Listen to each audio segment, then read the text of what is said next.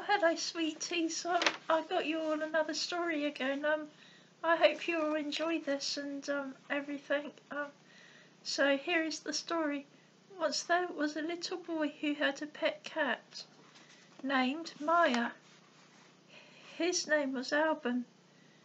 An elderly man who by all the neighbourhood children was afraid of, told Alban that there was a magical musical flower within the woods that would grant them a wish. However, he was worried by Ken not to waste his wish and to be careful of what he wished for. Alban, being a daring little boy, grabbed hold of Maya and faced the woods. All of the other children in the neighbourhood tried to persuade him to come back. A little girl by the name of Charlene worried Alban not to listen to Ken, for it was believed that Ken had dared children of the past to venture into the mysterious woods, but they had never returned to the safety of their homes and were lost forever, as it was believed. However, Alban refused to listen to Charlie, and he ventured into the dark woods alone, but with Maya. It was dark, and the wind whistled within the trees, and that gave him an unnerving feeling. Twigs snapped beneath his feet, which made his heart beat fast and made him jump. Charlene followed him into the wandering woods, to the mystical woods, enchanted woods, and she hid behind the tree box, trying so hard not to be noticed. The trees seemed to be whistling and to be saying, "Beware, for it is forbidden to enter into us." All of a sudden, Charlene fell down a hole. Alban looked around and wondered where the sound was coming from. Maya walked over to the hole, and Alban got out his torch. He saw that Charlene had climbed down to join her side. He saw in the distance sounds of children, and heard sounds of children that could be heard, and three of them walked towards the sounds of laughter. Despite the tunnel being so dark, the children took torches. However, Maya was not too keen, and she hissed while the hairs on her back stood up. Both Alban and Charlene walked down the tunnel, fell down the tunnel together and walked down the tunnel together, but they did not understand why Maya was so upset, and they both were mesmerized by the joyful laughter. Once they reached the end of the tunnel, there was lots of children from all ages, races, colours, times, backgrounds, all kinds of different sorts of children. Charlene asked Alban what he thought made the children so happy, and where did the children come from? But once they got closer, they could easily see why. They were so happy, for they were receiving so many wonderful things. Everything that a child dreams of. It was like Christmas time and Easter time, and their birthdays all rolled into one. They had wonderful things, such as toys, sweets, fashionable clothes, tickets to cinemas, theme parks, and even exotic trips abroad. Wow! There was even a zoo and fairground rides, a water park. There was arcades and anything and everything a child enjoys.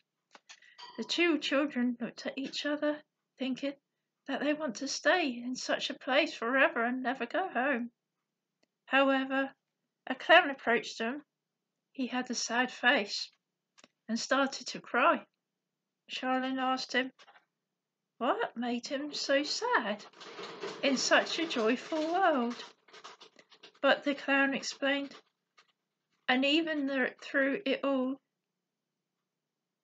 even though it all seemed so lovely on the surface, things were not quite the way that they had seemed. For all those children who had found the magical flower that Albin was told about, the one that grants wishes, well, unfortunately, all these children had made selfish ones to the flower without even thinking what they could do to help others. Yes, their dreams may have come true, but they didn't think about how to help other people, you know, like how to heal their sick neighbour, or to help that poor old lady cross the road, or things that they should have thought about rather than all the things, material things in life that don't really matter anyway. So they made these selfish wishes, and that's why the clown was sad. And all of a sudden, everything they loved had disappeared, and a nasty witch appeared, and she cackled because they had selfishness in their hearts. Now they belong to me, she cackled. Ha ha ha. She made the atmosphere turn dark with a storm of thunder and lightning. The clown cried, So you see, the children only appear to be happy, but no, they're not really happy. Not deep down inside. Albin sighed, Can Charlene and I please make a wish? The witch cackled, No.